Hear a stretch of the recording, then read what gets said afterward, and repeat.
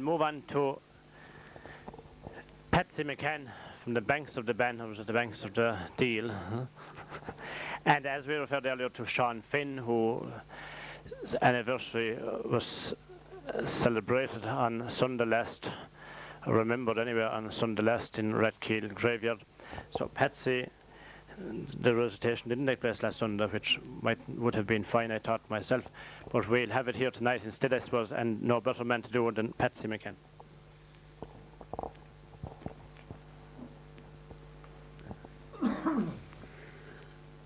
Now remember them brave Irish men, and raise your heads with pride, and think of those who freely bled, and for Ireland nobly died.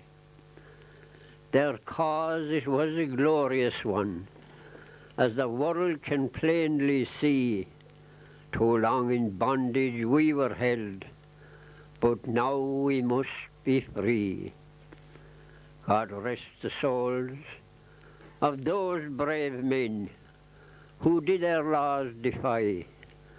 Some weeks they last in prison cell, some on the scaffold high, more on the lonely mountain side.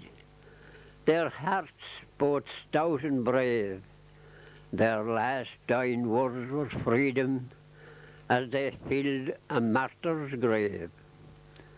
There was Thomas Ashe and Colbert brave, Mac Sweeney without dread, young Kevin Barry and Traynor, who for Ireland nobly bled. There was Pearse and Connolly by their side, who fought both fierce and bold to free the land that gave them birth, to unfurl the green and gold. Now there is one more I have to state before I drop my pen, who fought the foeman 10-1. He was Commandant Finn. On Woodcliff plains fell his remains, though bullets did not fail. In blessed clay he lies today in his native place, Rathkeale.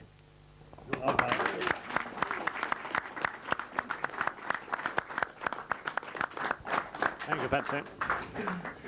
As we said, we hoped or thought that we might have been able to get him onto the platform, so to speak, last Sunday. It didn't happen, and we're delighted we have him tonight, and a very fine recitation indeed. We got a very fine detail of Sean Finn and the people who fought and died during that particular time. And we didn't hear that much about many of those people on last Sunday. Actually, do you want a word or two there, Michael? Just thinking back, Patsy was probably one of two people in Rathkeale last Sunday that would have known Sean Finn. The other man was former member of the County Council, Paddy Sheehy. It would be around the same age as Patsy. They were the only two which they were in the cemetery last Sunday, you know. And I suppose the fact that it was overlooked very last Sunday was the fact that Sean Finn captained, as well as being captained in the IRA, he captained the local football team in the county championship at 18 years of age. He was actually captain in the old IRA at that stage. But he was also captain of the Rathkeale team. That's why the club was called Sean Finn's today. It was named after him, and the local GA feature was named after him as well. And for my own involvement with it, I was involved there with Rathkeale GA for a couple of years, and on each occasion we tried to advise the writers of the GA that it would be more appropriate to refer to the GA field as Sean Finn Memorial Park, as it was called and christened as, instead of calling it the Bog Garden on a normal basis. But nicknames seem to stick well in some places and not so much in others. But noting that the plaque overhead the door of where he lived in Rathkeale at Main Street, which was actually prior to becoming a private dwelling, was the post office. The plaque, it's incorrect. It says that he was Commandant of the East Limerick Brigade, in actual fact it was a West Limerick Brigade. maybe, I don't know, John Hayden's house. John Hill's house. You find that indeed, we believe here that those things should be corrected, because quite often we find in research that something may be written 100 years ago or more, someplace else you will find a more accurate version and they have got it incorrect, even though you get people in to quote something 100 years old believing it to be true. That one is 1921, I suppose it was put up. When was that put up, that plaque, Patsy? Much later years anyway. That's only 15 put, years ago. yeah, I remember. Michael Madden was involved in it, yeah. You were there. I was there, yeah. So I'm sure Michael Hanley, the local scribe with the Weekly Observer newspaper, it wouldn't be out of his way to put in a little note that it might now be appropriate to change east to west and get something correct on an ongoing basis. They have the power. Could probably be corrected all right and by filling the... Fill the E's and make a double or else swing it around. You know. That's where we are. What a mistake, I suppose, was made when we were getting made.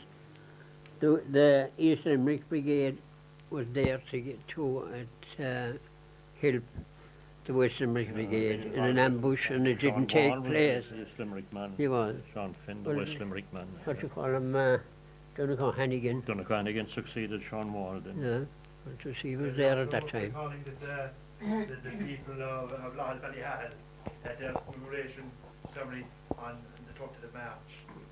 They had it on the day. Yeah. You won't draw me into comment why Rathkeale comes a month behind Michael, thanks. We are too old for that. So we're glad indeed to be able to pay our own little tribute to Sean Finn here tonight.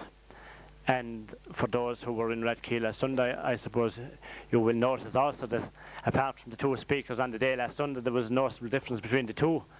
I must say, from my own point of view here tonight, between the two speakers last Sunday and the speakers tonight, there has been a huge difference on the content, and we're delighted we've had the content tonight and the input. We've had Commandant Gaelga commemoration here a few years ago as well on the anniversary also, which is normal for us here to commemorate and go into some detail on anniversary and events of those in the past.